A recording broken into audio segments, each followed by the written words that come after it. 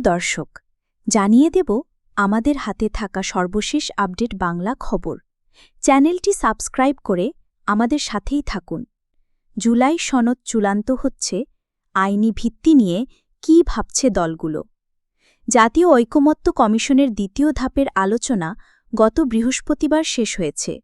এখন জুলাই জাতীয় সনদ চূড়ান্ত করার জন্য কাজ করছে কমিশন। তবে জুলাই সনদের আইনি ভিত্তি দেওয়া এবং বাস্তবায়নের পদ্ধতি নিয়ে রাজনৈতিক দলগুলোতে মিশ্র প্রতিক্রিয়া রয়েছে। ঐকমত্য কমিশন সূত্রে জানা গেছে, জুলাই সনদ চূড়ান্ত করার লক্ষ্যে প্রথম ধাপের আলোচনায় যেসব বিষয়ে সিদ্ধান্ত ও ঐকমত্য হয়েছে সেগুলো ইতিমধ্যে লিখিত আকারে রাজনৈতিক দলগুলোকে পাঠানো হয়েছে। দ্বিতীয় ধাপেরগুলোও শিগগিরই পাঠানো হবে। দলগুলোর পরামর্শ বা সংশোধনী নিয়ে সেগুলো সমন্বয় করে জুলাই সনদ খুব দ্রুত চূড়ান্ত করা হবে। এরপর সনদে রাজনৈতিক দলগুলোর সই নেওয়া হবে। এরপর জুলাই সনদ কিভাবে বাস্তবায়ন করা হবে সেটা নিয়ে দলগুলোর সঙ্গে আলোচনা হতে পারে। এই বিষয়ে আগামীকাল রোববার ঐকমত্য কমিশন সিদ্ধান্ত নিতে পারে বলে জানা গেছে।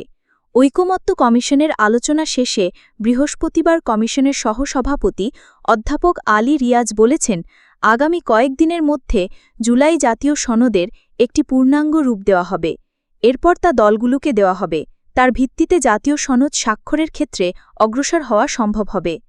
জুলাই সনদ বাস্তবায়নের পথ নিয়ে প্রশ্ন উঠেছে উল্লেখ করে তিনি বলেন, এই বিষয়ে কমিশন দলগুলোকে নিজেদের মধ্যে আলোচনা অব্যাহত রাখার অনুরোধ করেছে।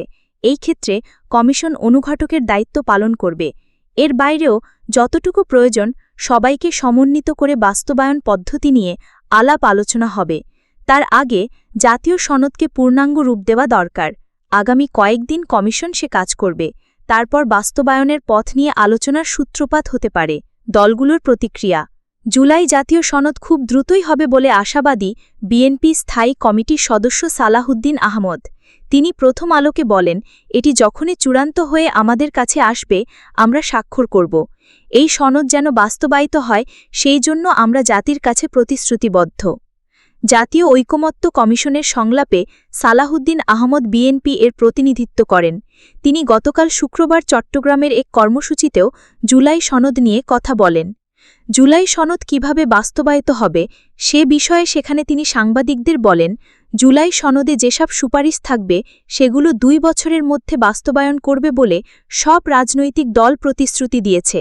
এটা বাস্তবায়নের জন্য সংবিধান, আইন ও বিধিবিধানের যেসব সংশোধনী প্রয়োজন হবে সেগুলো আমরা করব বলে প্রতিশ্রুতি দিয়েছি। সংস্কার প্রস্তাব নিয়ে রাজনৈতিক দলগুলোর সঙ্গে জাতীয় ঐকমত্য কমিশনের দীর্ঘ আলোচনা এবং তাতে সব ঘরানার দলের উপস্থিতিকে খুবই ইতিবাচক মনে করেন জামায়াতে ইসলামের নায়েবে আমির সৈয়দ আবদুল্লাহ মুহাম্মদ তাহের। তবে তিনি মনে করেন, জুলাই সনদের আইনি ভিত্তি কী হবে, এর বাস্তবায়ন কিভাবে ও কখন হবে এই বিষয়ে বিরাট ফাঁক রয়ে গেছে। এই বিষয়ে ঐকমত্য কমিশনের অসহায়তা প্রকাশ পুরো প্রক্রিয়াকে ব্যর্থ করে দেবে। কারণ শুধু পরামর্শের জন্য এত আলোচনার দরকার ছিল না। জামায়াতের পক্ষ থেকে ঐকমত্য কমিশনের আলোচনায় অংশ নেওয়া এই নেতা প্রথম আলোকে আরও বলেন, আমরা মনে করি জুলাই সনদের আইনি ভিত্তি দেওয়া যায়। এটি লিগ্যাল ফ্রেমওয়ার্ক, অধ্যাদেশ, গণভোট বা ফরমান জারির মাধ্যমে হতে পারে। এই সংস্কারের মাধ্যমেই আগামী নির্বাচন হওয়া দরকার, এটাই আমাদের দাবি। জাতীয় নাগরিক পার্টিও জুলাই সনদের আইনি ভিত্তির বিষয়টিকে সর্বোচ্চ গুরুত্ব দিচ্ছে। দলের শীর্ষ যুগ্ম আহ্বায়ক আরিফুল ইসলাম আদিব গতকাল প্রথম আলোকে বলেন, লিগ্যাল ফ্রেমওয়ার্ক অর্ডার, গণপরিষদ নির্বাচন অথবা গণভোট যে কোনো পদ্ধতিতে জুলাই সনদের আইনি ভিত্তি দিতে হবে। কোন পদ্ধতিতে সেটি হবে সেটা আলোচনার মাধ্যমে ঠিক করা যেতে পারে, তাতে আমাদের আপত্তি নেই। এনসিপির এই নেতা আরও বলেন, বিএনপি বলছে তারা এটাকে রাজনৈতিক স্বীকৃতি দিতে চাইছে, সাংবিধানিক স্বীকৃতি নয়। অর্থাৎ জুলাই সনদের আইনি ভিত্তি তারা দিতে চাইছে না। আইনি ভিত্তির বিষয়ে কোনো সিদ্ধান্ত না হলে আমরা জুলাই সনদে স্বাক্ষর করব কিনা সেটা পুনর্বিবেচনা করব। জুলাই সনদের দ্বিতীয় পর্যায়ের আলোচনা শেষে জুলাই সনদের খসড়া নিয়ে গতকাল শুক্রবার পর্যালোচনা বৈঠক করেছে ইসলামী আন্দোলন বাংলাদেশ।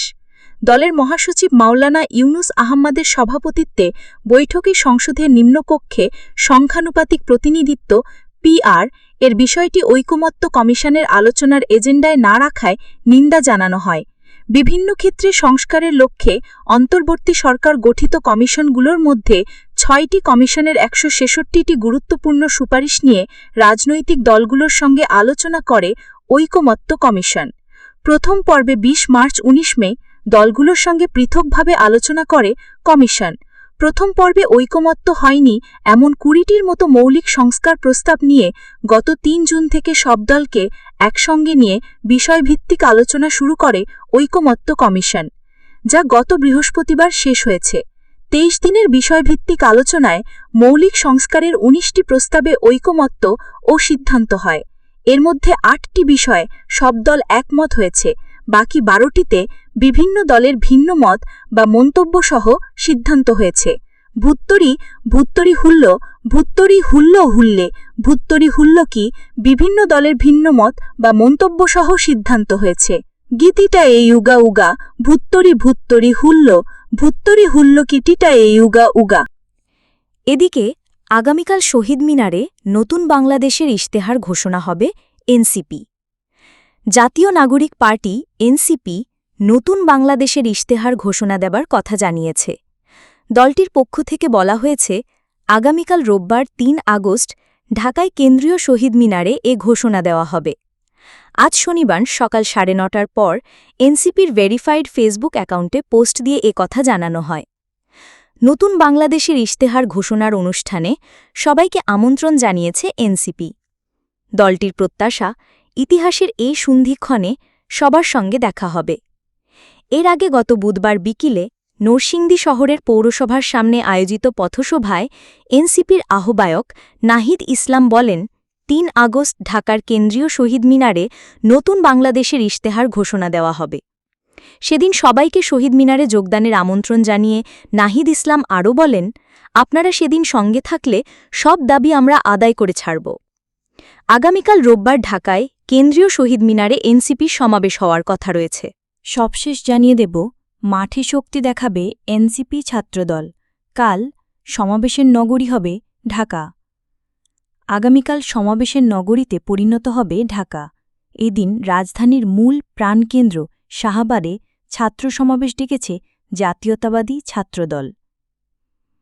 একই সময় কেন্দ্রীয় শহীদ মিনারে সমাবেশ করবে জাতীয় নাগরিক পার্টি এনসিপি। 2 সমাবেশকে কেন্দ্র করে ঢাকায় লাখ লাখ মানুষের সমাগম ঘটবে। সমাবেশে বড় জমায়েত করে শক্তি দেখানোর ইঙ্গিত দিয়েছে দুপক্ষই।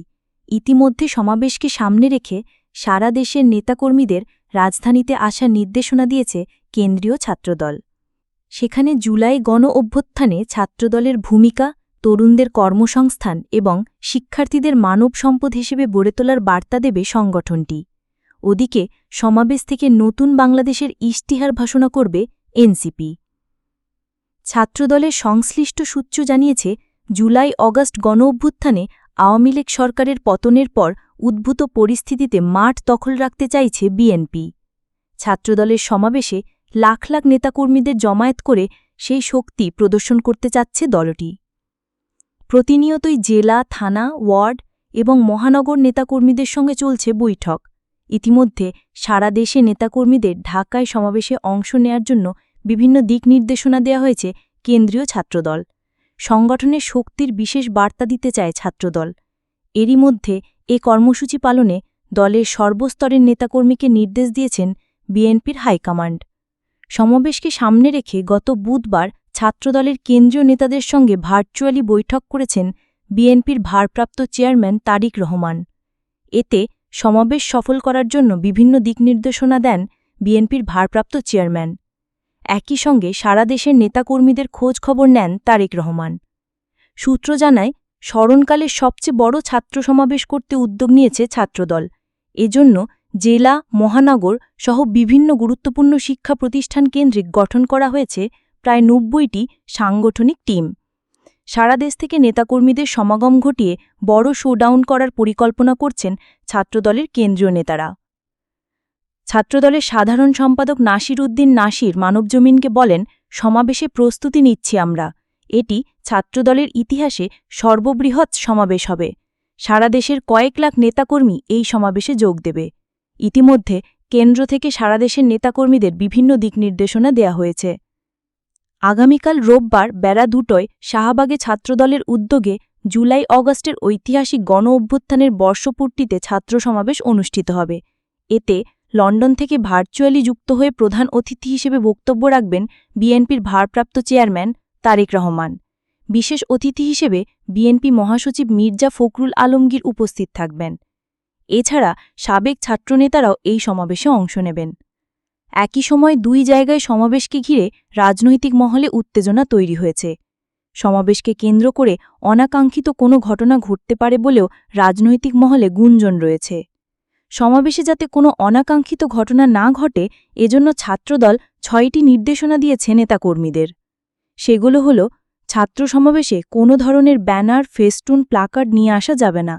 ঘটনাভিত্তিক বই। সমাবেশের শুরু থেকে শেষ পর্যন্ত কেন্দ্র কর্তৃক নির্ধারিত জায়গায় সকল ইউনিটকে বাধ্যতামূলকভাবে অবস্থান করতে হবে। কাটামন মোড় থেকে আজিজ সুপারমার্কেট ও পিজি হাসপাতালের মাঝের গলি দিয়ে হোটেল ইন্টারকন্টিনেন্টাল পর্যন্ত অ্যাম্বুলেন্সসহ জরুরি সেবায় নিয়োজিত যানবাহনের চলাচলে সার্বিক সহযোগিতা করতে হবে। সমাবেশের দিনে ছাত্রদলের কোনো ইউনিটের গাড়ি কোনো অবস্থাতেই ঢাকা বিশ্ববিদ্যালয়ে প্রবেশ করতে পারবে না। ব্যক্তিগত শোডাউন এবং মিছিল নিয়ে সমাবেশস্থলে আসা যাবে না এবং সংশ্লিষ্ট ইউনিটের জন্য নির্ধারিত স্থান পরিষ্কার করে সমাবেশস্থল ত্যাগ করতে হবে। নাসির উদ্দিন নাসির বলেন, আমাদের সমাবেশের জায়গা আমরা জাতীয় নাগরিক পার্টির জন্য ছেড়ে দিয়েছি। এই সমাবেশ হবে শান্তিপূর্ণ। ওদিকে জুলাই গণ-অভ্যুত্থানের বর্ষপূর্তি উপলক্ষে এনসিপির দেশ গড়তে জুলাই পদযাত্রা করেছে। গত 1 জুলাই রংপুরের পীরগঞ্জের বাবনপুর জাফরপাড়া গ্রামে বৈষম্যবিরোধী ছাত্র আন্দোলনের শহীদ আবু সাঈদের কবর জিয়ারতের মধ্য দিয়ে মাসব্যাপী পদযাত্রা শুরু করেছিল দলটি। 61টি জেলায় এই পদযাত্রা করেছে এনসিপি। এনসিপির সংশ্লিষ্ট সূত্র জানিয়েছে, পদযাত্রার মধ্য দিয়ে তারা জনগণের কাছে ফিডব্যাক নিয়েছে এবং নিজেদের মতামতসহ সবকিছু কম্বিনেশন করেছে। এটার শেষ পর্যায়ে হল সমাবেশ। এসব জেলায় জনগণের ফিডব্যাক নিয়ে ইস্তিহার প্রস্তুতির কাজ চলছে। আজকের মধ্যে শেষ হবার কথা রয়েছে। সমাবেশে নতুন বাংলাদেশের ইস্তিহার পাঠ করা হবে। এই কর্মসূচি শেষ হবে আগামীকাল কেন্দ্রীয় শহীদ মিনারের সমাবেশের মধ্য দিয়ে। ইতিমধ্যে সমাবেশের প্রস্তুতি শুরু করেছে দলটি। সমাবেশে অংশ নিতে সর্বস্তরের জনসাধারণের প্রতি আহ্বান জানিয়েছে এনসিপি। এনসিপি যুগ্ম মুখ্য সমন্বয়ক আরিফুর রহমান তুহিন মানবজমিনকে বলেন, সমাবেশটা তো জুলাই পদযাত্রার অংশ। সমাবেশে আসার জন্য আমরা মানুষকে আহ্বান জানিয়েছি। আশা করছি আমাদের ডাকে জনগণ সাড়া দেবে। আর সমাবেশে অনাকাঙ্ক্ষিত ঘটনা কেন ঘটবে? বিএনপি এবং ছাত্রদলও আমাদের অভ্যুত্থানের বন্ধু। জামায়াত এবং শিবিরও আমাদের অভ্যুত্থানের বন্ধু। সেখানে কেন এগুলো হবে? এদেশে কিছু সুশীল আছে এবং মুজিববাদী ও বামপন্থীরা আছে। এগুলো তারা জনগণের মধ্যে রটিয়ে জনগণের মধ্যে একটা ভীতি সৃষ্টি করতে চায়।